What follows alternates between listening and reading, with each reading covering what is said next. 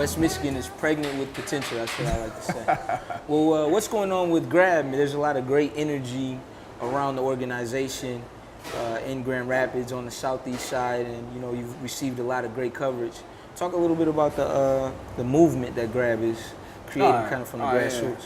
Yeah, so you know, with GRABB, GRABB is our Grand Rapids area Black businesses. Yeah. So what we're looking to do is actually create a vibrant Black business community. So that's what we've really been focused on. So you know, with Grand Rapids being, as we just kind of talked about, poised for such tremendous growth in the city, we got to make sure that when the tide is coming in, that all boats rise this time. Are you finding that there's a lack of connectedness between African entrepreneurs in mainstream Grand Rapids, the rest of the city? I would say they're not aware. I'll say even those people within those communities aren't even aware of what is our Black entrepreneurs are striving and doing. So the Black community isn't even aware of all the entrepreneurs that we have in this. They're not, and that's why, GRABB not only focuses on building up entrepreneurs, but we're also focused on that awareness piece, because you can have the greatest business, and if no one comes through your door, no one knows. So how do they, the mom and pops, the small entrepreneurs, those startups, get exposure? And your focus is helping these entrepreneurs develop these strategies for themselves, for their business, right? Yes. One of the ways that you can ensure survival is having, being flush with cash, or converting those the community into customers, so that you can make your financial obligations, so you don't go out of business.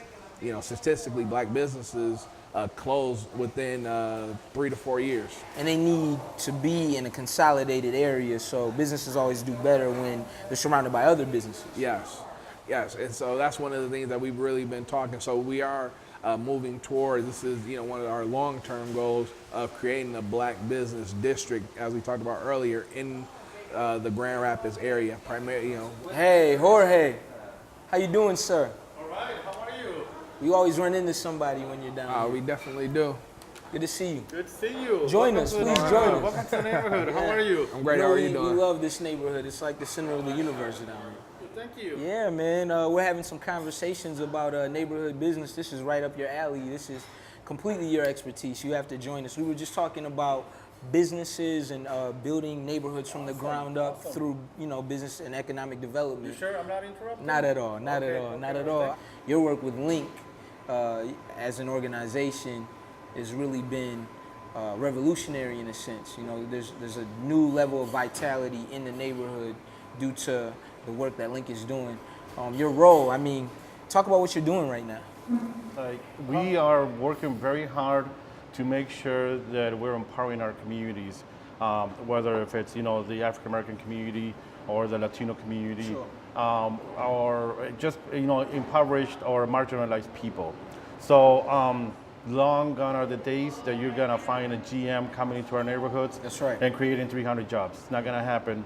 So we believe in the mom and pop shops. We believe in empowering our young entrepreneurs to make sure that they are going to be sustainable we have work. And keep our business districts thriving. Let me put you gentlemen on the spot then. If Franklin and Eastern doesn't maintain its indigenous population, if Granville Avenue doesn't maintain its current population or some portion of its current population, in Hall and Kalamazoo, has the city of Grand Rapids failed? Yes, the city of Grand Rapids has failed if the indigenous population cannot take advantage of the current boom that we're in. There's been a lot of activity, in setting the groundwork for the current, buildings that we're seeing. The downtown is going through a crazy boom, and then you see a lot of people and systems being put in place for there to be more. Right. We have the downtown market. The downtown market is right there pretty much Franklin and Division. Right. And so that's already starting to encroach. So you start to see these new developments, and you're starting to see more people from which improves the downtown and improves the overall economy of the city. It improves, and what it's is that? needed. What is the impact for the population that's been there, and how can we create improvement in communities of color? Exactly. Yeah, don't get me started. You know the saying, you can teach a man to fish and he'll be able to be fit.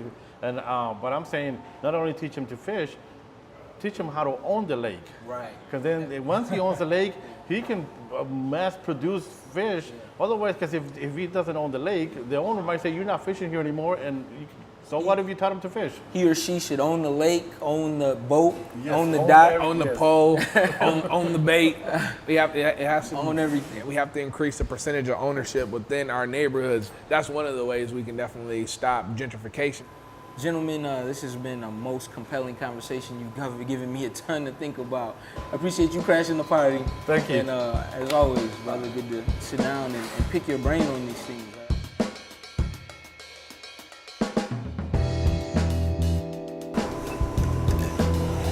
African American business is not a new phenomenon. Since the time of Africans being brought and enslaved in the United States, African Americans have creatively and uniquely developed products that they have marketed themselves. But during the time of Reconstruction, all the way up until Jim Crow, the effects of historical racism and systemic racism have impacted this industry. And one of those has to do with the internalization of racism. So whether or not an individual is able to see themselves as capable of designing a product, of marketing it, of selling it to a community, requires a certain level of effort optimism. It requires that person to see themselves as an actual contributor to this culture, this society, and to our economic infrastructure. It's important that African Americans see themselves in this way, even in the midst of a society that does not see them as valuable contributors. So, this also impacts African Americans when they choose to develop products that they market solely to African Americans. This is also problematic because of internalized racism. So it's been well documented that African Americans oftentimes are the toughest critics of the products that other African Americans produce. This internalization of racism increases, it creates a dynamic where African Americans themselves cannot always bet on support from their own communities. So, the next time you have the opportunity to shop at an African American owned business and something holds you back, do me a favor and override that bias. Do us all a favor and support diverse businesses.